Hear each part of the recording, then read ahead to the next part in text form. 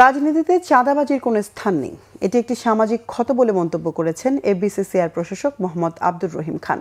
তিনি বলেন, 18 মাসের অনির্বাচিত সরকারের সময় চাঁদাবাজির অভিযোগ ছিল, যা ব্যবসা বাণিজ্যে প্রভাব ফেলেছে। নির্বাচন পরবর্তী সময়ে স্থিতিশীল ও ব্যবসাবান্ধব পরিবেশ গড়তে চাঁদাবাজি বন্ধে কার্যকর পদক্ষেপের দাবি জানিয়েছেন ব্যবসায়ী নেতারা।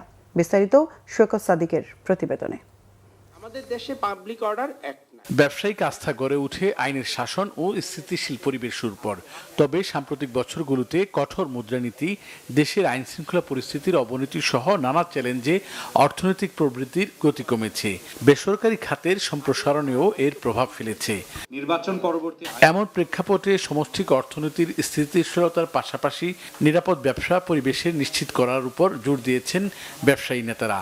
Dhaka chamber of commerce and industries আয়োজিত মতবিনিময় সভায় উঠে আসে চাঁদাবাজি, অনিয়ম, দুর্নীতি, প্রশাসনিক জটিলতার নানা বিষয়। অবৈধ চাঁদাবাজি, অনিয়ম, দুর্নীতি, প্রশাসনিক জটিলতা ও দীর্ঘসূত্রিতা ব্যবসা পরিচালনার প্রতিবন্ধকতা সৃষ্টি করেছে। এসব সমস্যা ব্যবসার ব্যয় বাড়ায় এবং দেশীয় ও বৈদেশিক বিনিয়োগ নিরুৎসাহিত করে। তাই সংশ্লিষ্ট আইন প্রয়োগকারী সংস্থা, নীতি নির্ধারক প্রতিষ্ঠান এবং অর্থনৈতিক মন্ত্রণালয়গুলোর সমন্বিত উদ্যোগ অত্যন্ত প্রয়োজন।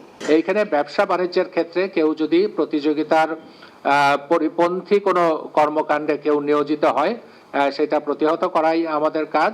সেই ক্ষেত্রে আপনারা নিজেরাও আমাদের কাছে অভিযোগ করতে পারেন, অথবা আমাদেরকে ইনফরমেশন দিলে আমরা সুও মোটো মামলা করে সেই ধরনের ব্যবস্থা নিতে পারি। 18 মাসের অনির্বাচিত সরকারের সময়ও চাঁদাবাজির অভিযোগ ছিল বলে মন্তব্য করেছেন এফবিসিসিআইর প্রশাসক। বলেন, গণতান্ত্রিক পরিবেশ ও সুষ্ঠু বাজার ব্যবস্থাপনা ছাড়া আইন শৃঙ্খলা স্বাভাবিক থাকে না। আমরা ঘুরে ফিরেই আজকে আলোচনায় আসছে যে আইন শৃঙ্খলা পরিস্থিতি, আরেকটা হলো বাজার ব্যবস্থাপনা। সত্যিকার অর্থে গণতান্ত্রিক পরিবেশ ছাড়া এই দুটোর কোনোটাই স্বাভাবিকভাবে কাজ করার কোনো সুযোগ নেই। দ্বিধা নাই যে এই দুটি ক্ষেত্রে আমাদের সমস্যাও ছিল। জনগণের আস্থা কোথায়? জনগণের আস্থা থাকবে গণতান্ত্রিক ব্যবস্থার উপরে।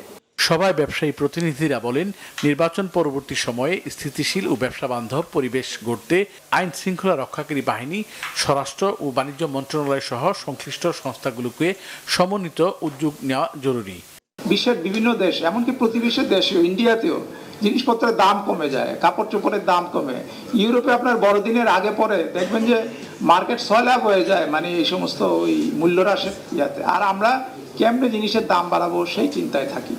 অর্থনৈতিক প্রবৃদ্ধি নিশ্চিত করতে সকলের সমষ্টিক প্রচেষ্টার উপরেও জোর দিয়েছেন ব্যবসায়ী নেতারা। নাগরিকের জীবন মান উন্নয়ন করবে। সৈকত সাদিক, বাংলা ভিশন, ঢাকা।